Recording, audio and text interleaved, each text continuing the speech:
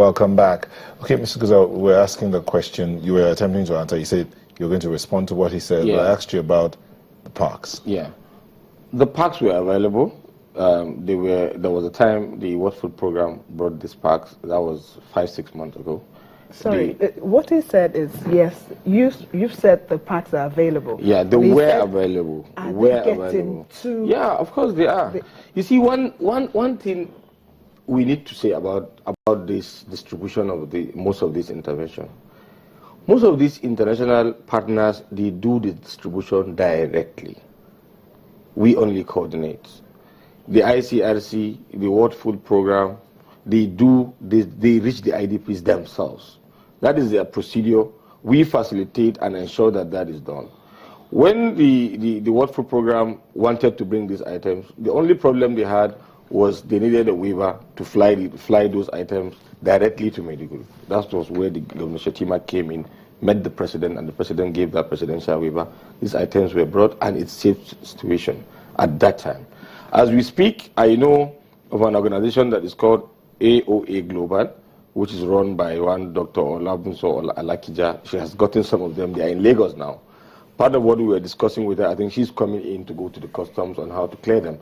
But the problem is that the IDPs keep increasing. And the reason why you see the focus is on children is that Boko Haram mostly target male adults.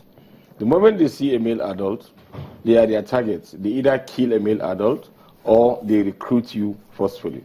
And that's why you see anytime victims are freed by the military, 60 to 70% will consider the population would always be children and to some extent women. So that's why the situation keeps increasing. More children are always being freed with their parents, and that's why the situation is not as if. But since we know that, yes, we are thankful that more and more people are being, rescued. Shouldn't there be that plan available and make it available, just so that as soon as they come in, this nutritional intervention begins? That is exactly what is being done now as we speak. The World Food Program, again, I think 2 days ago, brought in some consignment. I don't know exactly what they brought, but I know that before the intervention was made, that was one of the priority. But like he said, the fact of the matter is that it is an overwhelming situation. Look, there are certain things, in leadership, there are certain things you don't just keep saying so that you don't send a lot of panic. We have been dealing with this situation in the last 5 years. A lot of Nigerians were shocked when Governor Shetima announced to the public, because we were having a lot of accusations. People were saying the Borno state government had received billions of naira. So the governor said, look, I needed to tell the public the total cash donation that the state government had received in managing IDPs in the last 5 years is 345 million. We spend 600 million per month. So if you got 345 million, including the 4 years of the Jonathan administration, throughout the 4 years, the cash intervention that we got from the federal government from 2011 to 2015 was 200 million naira, whereas we spend 600 million per month. You are dealing with 1.5 million IDPs. 600 million per month? Per month. For feeding these IDPs. Look, can you say exactly how much it takes to feed one? No, let me. By the time you go into that, it will be very ridiculous. You discover that what an adult takes per day is probably less than 1,000 naira, which is very ridiculous. If you go by the number of IDPs you are going to divide them, it will be ridiculous. So that's why I don't want to even talk about it. Look, in the 17 camps in Maiduguri, there are 154,000 IDPs.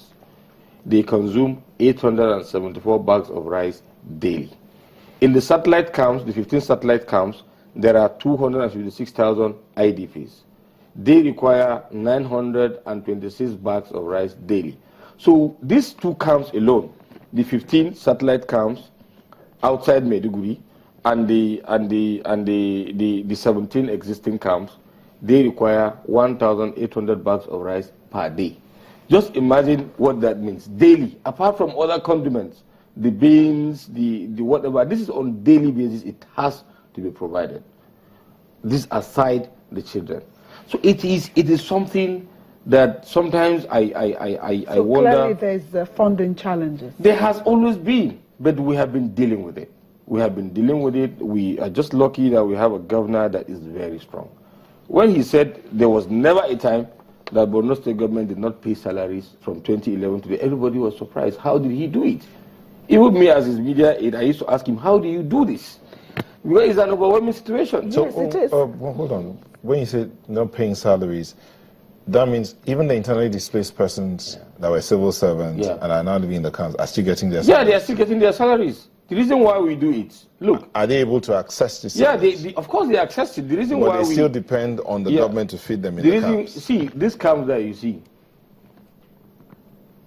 less than 20% of the IDPs live in camps.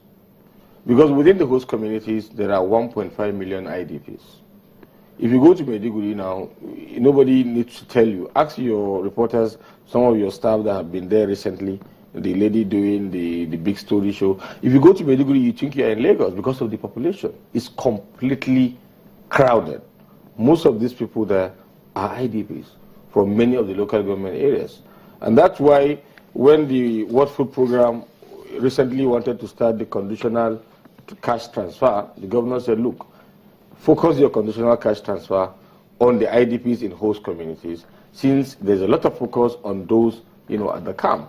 And these salaries, why the governor insisted that we must pay this salary, no matter the situation, is because that is the only thing that holds the economy of Borno State. At some point, all businesses were shut down. So it's only the salaries that the traders and the entire local economy of the state really, dependent on. And that's why we are proud to say that from 2011 to date, there was never a time any worker got a salary beyond 26th of every month. All right. Mr. Dewat, Mr. Gonzalez talked about the amount of bags of rice needed every day to feed people in the internally displaced persons camps. About 8,800 bags of rice per day. That's separate from the condiments, the beans, and other things that are needed to prepare this rice. I know I asked you a question about what other alternatives can we be looking at just in case we're not able to get that quick boost, nutritional boost that you're talking about.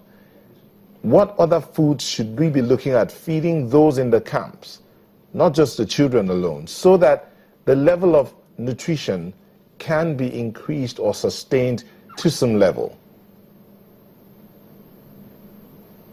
Thank you very much. As mentioned earlier, many of the people in the camp, and particularly in the newly accessible areas like Bama and Digwa, Monguno, they're largely dependent on food aid. So in that case, it really depends on the kind of food that is available and that can be procured for them. We know that many of the cases, rice is a very important commodity. And we know that, yes, rice fills the stomach, but in particular for people, for pregnant women and for breastfeeding mothers, but also for the younger children, rice is just not enough. It does fill the stomach, but it does not provide the kind of quality of food that is required, as you also suggested yourself. Therefore, it's important to look at other commodities like beans and cooking oil and other products. Indeed, as the previous speaker said, World Food Program brought in sometimes a few weeks ago some specialized food, in particular for the youngest children, which was not for treatment. It is really a nutritious food for a child that is not severely malnourished, but it actually helps preventing severe malnutrition. But as I said earlier, for the very severe malnourished children, we really need this very specialized, what we call ready-to-use therapeutic food. But I think it's also important to recognize it's not just a matter of finances to buy the product.